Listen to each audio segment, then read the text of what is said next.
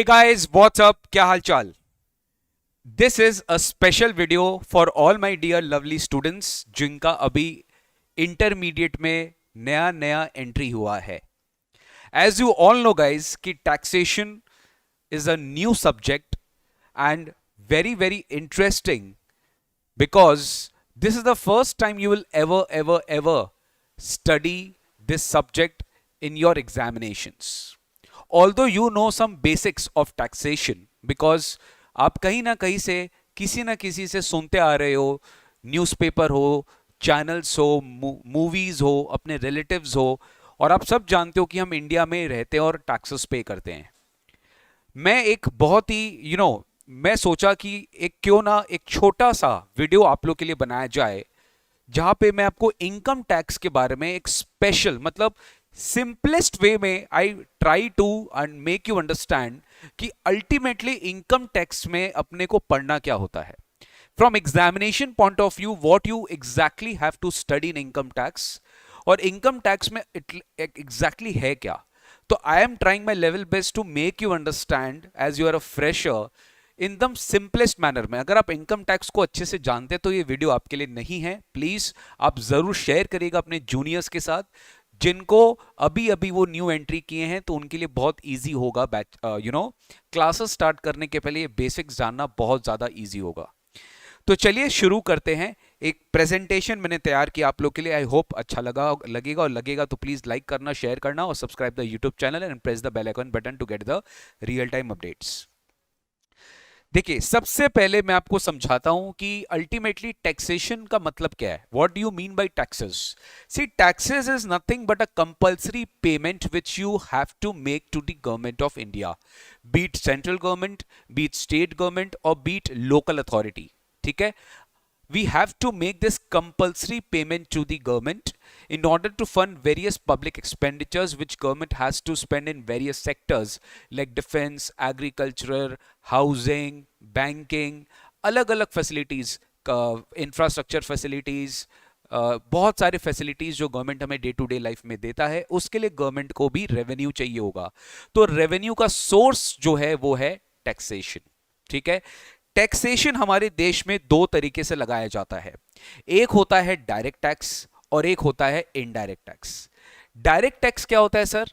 Direct tax name से ही लग रहा है tax which is levied directly on any person.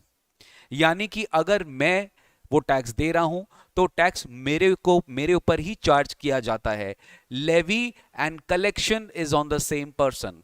यानी अगर मैं इनकम कमा रहा हूं तो उस इनकम पे टैक्सेशन मेरे ऊपर ही लगाया जाएगा, उस इनकम पे टैक्स मेरे को ही देना पड़ेगा. सिमिलरली अगर मैं इनडायरेक्ट टैक्स का बात करूं तो indirect tax is not levied directly upon me, it is levied indirectly upon मी. जैसे कि GST, goods and services tax. Indirect tax की खास बात यह है कि वो प्रोडक्ट्स पे लगाया जाता है, वो सर्विसेज पे लगाया जाता है, वो किसी के इनकम पे नहीं लगाया जाता. जैसे कि डायरेक्ट टैक्स इनकम टैक्स जो कि इनकम पे लगाया जाता है. गुड्स एंड सर्विसेज टैक्स जो है, या फिर आप कस्टम ड्यूटी बोल लो, इंपोर्ट ड्यूटी जो आप जानते हैं, एक्सपोर्ट ड्यूटी जानते हो, स्टैम्प ड्यूटी जानते हो, व्हाटएवर आप कुछ भी बोल लो. इनडायरेक्ट टैक्सेस जैसे आपको फोटो से दिख के लग रहा होगा कि it is levied on one person but the collection is done from the another person. जैसे आप रेस्टोरेंट में जाते हो तो रेस्टोरेंट में आप फूड आइटम्स कंज्यूम करते हो, तो रेस्टोरेंट वाला जब आपको बिल ला के देता है तो वहां पे आप देखोगे वहां पर कुछ टैक्सेस ऐड किया हुआ रहता है. जैसे सीजीएसटी, एसजीएसटी बोल के कोई टैक्सेस ऐड किया हुआ रहता है बिल पे, वो रेस्टोरेंट वाला आपसे एक्स्ट्रा चार्जेस लेता है. या फिर आप कोई मेनू देखे होंगे तो मेनू में प्लस टैक्सेस एक्स्ट्रा लिखा हुआ रहता है. राइट गाइस, तो ये जो टैक्सेस आपसे लिया जा रहा है ये कौन ले रहा है? वो रेस्टोरेंट ले रहा है. तो रेस्टोरेंट पे कौन टैक्स लगा रहा है? रेस्टोरेंट पे गवर्नमेंट टैक्स लगा रही है. अब रेस्टोरेंट वाला क्या कर रहा है? वो अपने पॉकेट से टैक्स नहीं पे कर रहा है, वो प्राइसेस में ही आपसे टैक्स रिकवर कर ले रहा है. बट इनकम टैक्स में तो ऐसा नहीं है. इनकम टैक्स में तो हम जितना इनकम कमाएंगे 10 लाख, 20 लाख, 50 लाख, 50 करोड़ इनकम हम ही को देना, उस पर टैक्स हम ही को देना पड़ेगा. हम किसी का चार्ज उससे ले नहीं सकते. तो it's a direct cost to us. But indirect tax जो होता है हम अपने प्राइसेस में चार्ज करते हैं, प्राइसेस में एक्स्ट्रा ऐड करके हम कंज्यूमर से कलेक्ट करते हैं और गवर्नमेंट को पे करते हैं। That is why it is known as indirect tax, because यहाँ पे लेवी तो मेरे पर है बट कलेक्शन या बर्डन किसके ऊपर, ये कंज्यूमर के ऊपर ट्रांसफर कर दिया जाता है। तो burden of tax is shifted to another person. ये बेसिक्स है, ये आप सभी जानते हो। अब अपने थोड़ा सा इस वीडियो में इनकम टैक्स और इनडायरेक्ट टैक्स के बीच में डिफरेंसेस को समझते हैं। सर सबसे पहले income tax income of a person पे लगता है। पर्सन यानी हम खाली पर्सन को अगर समझे कि हम इंडिविजुअल ही पर्सन होते हैं तो गलत समझ रहे हैं। इंडिविजुअल हो गया, फर्म हो गया, एसोसिएशन ऑफ पर्संस हो गया, कोई जॉइंट वेंचर हो गया, कंपनी हो गया, लिमिटेड लायबिलिटी पार्टनरशिप हो गया। आप जितने भी आर्टिफिशियल पर्संस के बारे में सोच सकते हैं वो सब के सब पर्सन और सबके इनकम पर इनकम टैक्स लगता है, right guys. But indirect tax जो है वो गुड्स पे एंड सर्विसेज पे लगता है। अगर आप कोई भी गुड्स को सेल कर रहे हो, सर्विसेज प्रोवाइड कर रहे हो, तो वहां पर आपको इनडायरेक्ट टैक्सेशन लगता है, वहां पे इनडायरेक्ट टैक्स गवर्नमेंट कलेक्ट करती है। इनडायरेक्ट टैक्स को अपने बिजनेस टैक्स या कमर्शियल टैक्स भी बोलते हैं और इनकम टैक्स को अपने पर्सनल टैक्स भी बोलते हैं, क्योंकि वो आपके पर्सनल इनकम पर लगाया जाता है।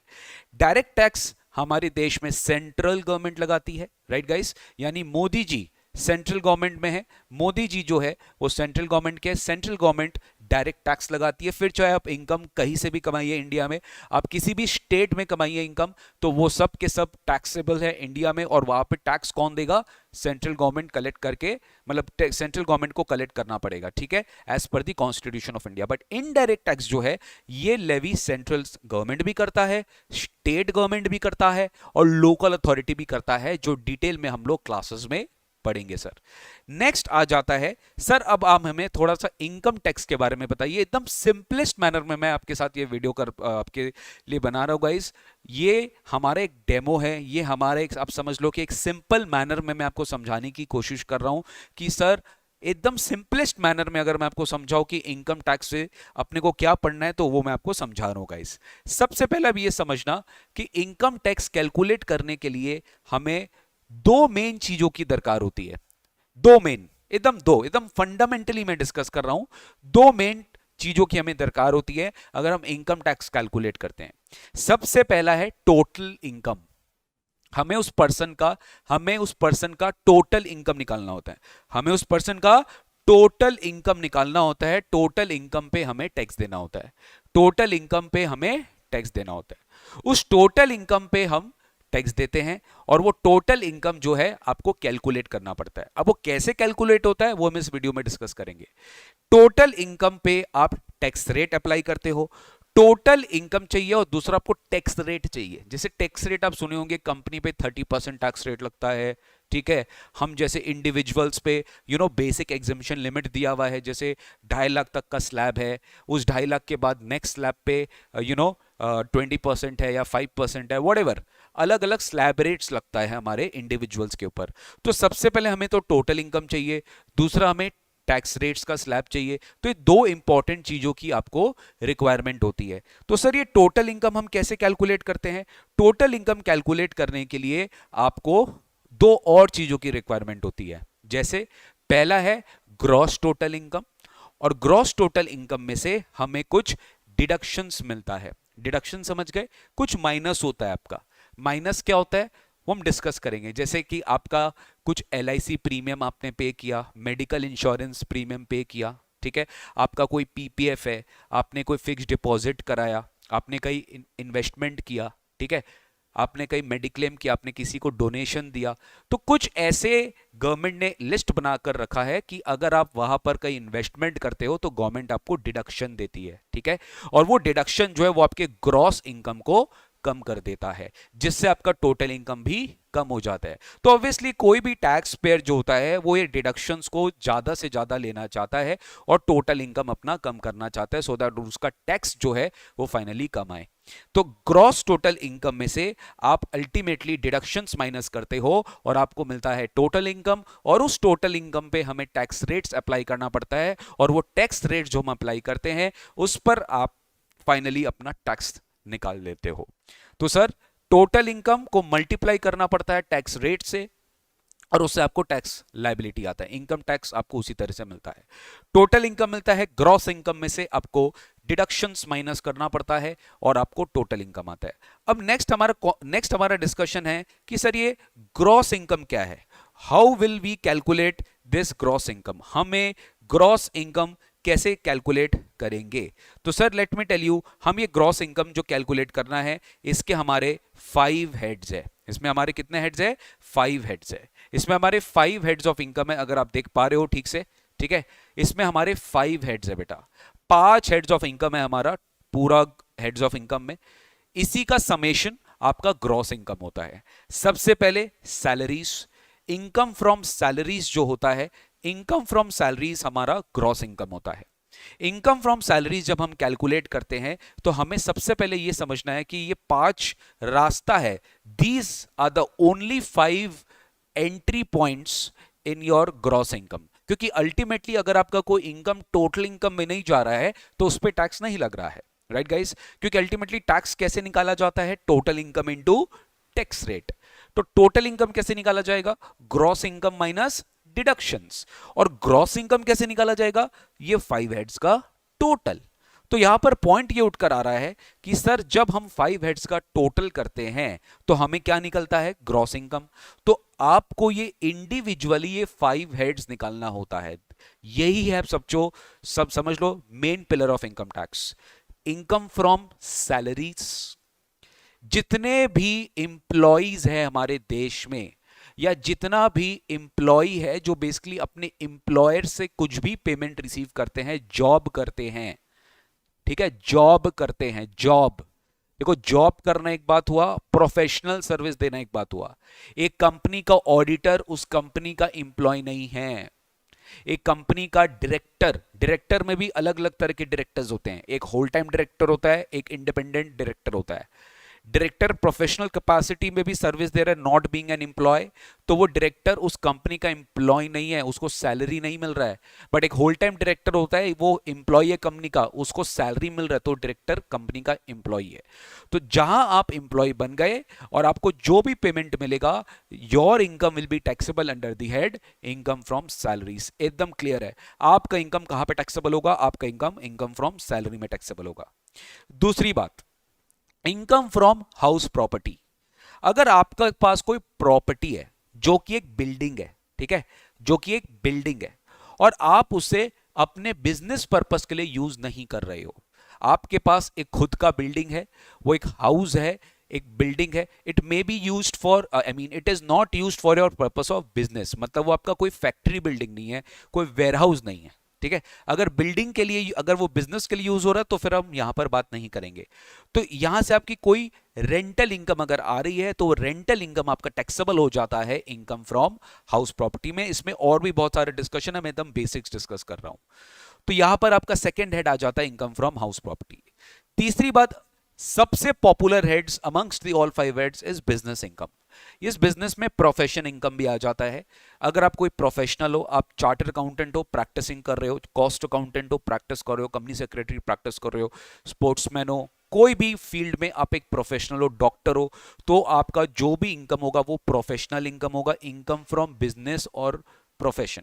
तो वो बिजनेस इनकम जो है, वो प्रोफेशनल इनकम जो है, वो आपका थर्ड कैटेगरी में टैक्सेबल होगा, इनकम फ्रॉम प्रॉफिट और गेन्स फ्रॉम बिजनेस और प्रोफेशन। उसमें आपका जो भी आप बचपन में अकाउंटिंग पढ़े हो, आपका क्रेडिट साइड रहता है इनकम, डेबिट साइड रहता है एक्सपेंस, आपका नेट प्रॉफिट आता है, तो वहीं से आप अपना बिजनेस इनकम कंप्यूट करते हो। देन आता है आपका कैपिटल गेन्स। कैपिटल गेन्स नाम से लग रहा है, अगर आपके पास कोई कैपिटल असेट है, जैसे कि आपके पास लैंड है, आपके पास बिल्डिंग है, आपके पास कोई प्रॉपर्टी है, आपके पास शेयर्स है, आपके पास कोई भी इन्वेस्टमेंट्स है, आपके पास कोई भी असेट्स है जिसको आपने सेल ऑफ किया, ठीक है, जिसको आपने क्या किया, सेल ऑफ किया, ऑब्वियसली वो आपका बिजनेस नहीं है। अगर मान लो मेरा प्रॉपर्टी बेचने का बिजनेस है तो उसका इनकम मेरा पीजीबीपी में टैक्सेबल होगा। लेकिन अगर मेरा वो बिजनेस नहीं है, मेरा बिजनेस है कैप, मेरा बिजनेस कुछ अदर है, मैं साइड में ये एक्टिविटी कर रहा हूं कि मैंने कोई एसेट सेल किया, तो that is my capital gains. उससे जो मेरा इनकम आएगा, या लॉस भी आ सकता है, मैंने लो वैल्यू पे बेचा तो वो कैपिटल गेन्स में जाएगा। बचा कुचा जितना भी बच गया, जिसका कोई भी नहीं है उसका है अदर सोर्सेस। जितना भी बच गया जिसका कोई भी नहीं है उसका है other sources. Income from other sources, जैसे कि बैंक से इंटरेस्ट आना, डिविडेंड इनकम आना, कोई गिफ्ट आपको मिलना। आपको पता है इनकम टैक्स इंडिया में, इंडिया में इनकम टैक्स जो लगता है वो गिफ्ट इनकम पे भी लगता है। अगर हम एनुअली किसी से भी 50,000 से ज्यादा गिफ्ट ले लिए ना, तो हमें, मतलब 50,000 से ओवरऑल हम अगर हम गिफ्ट ले लिए एक्सेस, तो हमारा पूरा गिफ्ट इनकम टैक्सेबल हो जाएगा इनकम फ्रॉम अदर सोर्सेज में। तो बचा कोचा हुआ जो इनकम है, जो ना सैलरी है, ना हाउस प्रॉपर्टी है, ना बिजनेस इनकम है, ना कैपिटल गेन्स है, this will automatically be taxable under the head income from other sources. Trust me, मुझे इनकम टैक्स पढ़ाने में कम से कम 60% टाइम लगेगा इस 5 चैप्टर्स को पढ़ाने में। कम से कम 60% वेटेज है इस 5 चैप्टर्स का। अगर आप इसको कर लिए तो आप समझ लो आपका फाइनल तक का तैयारी हो रहा है, ठीक है। तो be very careful that you have to be so honest in your preparation that you need to study very very hard for this guys, ठीक है। 5 हेड्स का समेशन आपको मिलेगा ग्रॉस टोटल इनकम, और इससे आप क्या माइनस करोगे, डिडक्शंस, जिससे आपको क्या आ जाएगा, टोटल इनकम। टोटल इनकम को आप मल्टीप्लाई करेंगे किससे, वहां पर आ जाएगा टैक्स रेट्स, ठीक है। टैक्स रेट्स मल्टीप्लाई करेंगे और आपको मिल जाएगा total income tax liability. Next I guys, next आपका लास्ट कॉन्सेप्ट जो मैं डिस्कस करना चाहूंगा कि सर इनकम टैक्स में मुझे बताइए, क्या इनकम टैक्स इंडिया में ही लगता है कि इंडिया के बाहर जो लोग रहते हैं उनके ऊपर भी लगता है। तो गाइस इसके लिए अपने को एक सिंपल कॉन्सेप्ट समझना पड़ेगा रेसिडेंशियल स्टेटस का, ठीक है। सी, इनकम टैक्स को मैटर नहीं करता कि आप इंडिया के सिटीजन हो कि इंडिया के सिटीजन नहीं हो, आप इंडिया के बाहर सिटीजन, इंडिया फॉरेन सिटीजन हो कि नहीं हो, इसे मैटर नहीं करता। इनकम टैक्स एक सिंपल कॉन्सेप्ट बोलता है रेसिडेंशियल स्टेटस। इनकम टैक्स बोलता है कि क्या आप इंडिया के रेसिडेंट हो, क्या आप इंडिया के नॉन रेसिडेंट हो। अगर आप इंडिया के रेसिडेंट हो तो कब होंगे रेसिडेंट, इसके कोई कंडीशंस प्रिस्क्राइब किए गए हैं। और अगर आप इंडिया के रेसिडेंट नहीं हो तो आप इंडिया के नॉन रेसिडेंट हो। मतलब इस बात से फर्क पड़ता है कि आपकी इनकम इंडिया में टैक्सेबल है कि नहीं है। Because again you have to understand, दो तरह से सिचुएशंस होता है। कोई भी पर्सन अगर इनकम कमा रहा है वो ग्लोबली कहीं से भी इनकम कमा सकता है। अब वो इंडिया में टैक्सेबल कब होगा, इसके ऊपर भी चर्चा है। टैक्सेबल कब होगा, एग्जेम्प्ट कब होगा, ये दो चीज होता है। एग्जेम्प्ट मतलब नॉन टैक्सेबल, कभी भी एग्जेम्प्ट इनकम पर टैक्स नहीं लगता, और वो एग्जेम्प्ट इनकम आपके ग्रॉस इनकम में इंक्लूड नहीं होता। वो एग्जेम्प्ट इनकम आपके ग्रॉस इनकम पे इंक्लूड नहीं होता। तो यू नीड टू अंडरस्टैंड कि when I am talking about residential status, I just mean to say कि मैं कौन हूं। I need to identify my status, I need to check whether मेरा कैटेगरी क्या है। तो मुझे ये चेक करना पड़ता है कि मैं रेसिडेंट हूं कि मैं नॉन रेसिडेंट हूं। अगर मैं रेसिडेंट हूं तो मैं कैसा हूं, मैं ऑर्डिनरीली रेसिडेंट हूं कि मैं नॉट ऑर्डिनरीली रेसिडेंट हूं। आपको ये चीज चेक करना पड़ता है कि मैं ऑर्डिनरीली रेसिडेंट हूं कि मैं नॉट ऑर्डिनरी रेसिडेंट हूं। दोनों में से आप कुछ भी हो सकते हैं। यहां पे कंडीशंस दिया हुआ है। इसको आप आरओआर बोलते हैं, रेसिडेंट ऑर्डिनरीली रेसिडेंट, और इनको आप आरएनओआर बोलते हैं, रेसिडेंट नॉट ऑर्डिनरी रेसिडेंट। तो रेसिडेंट भी दो तरह के होते हैं इंडिया में, एक आरओआर और एक आरएनओआर, और या तो फिर आप नॉन रेसिडेंट होते हो। तो ये क्लासिफिकेशन हमें सीखना होता है कि अगर आप इंडिया में नॉन रेसिडेंट है तो आप ओनली इंडिया वाले इनकम पर टैक्स देते हो। अगर आप इंडिया के नॉन रेसिडेंट है तो आपने जो इंडिया में कमाया है इनकम, जो इंडियन सोर्स से कमाया हुआ है इनकम, जो आपने इंडिया में रिसीव किया है इनकम, आप केवल उसी इनकम पर इंडिया में टैक्स देते हैं।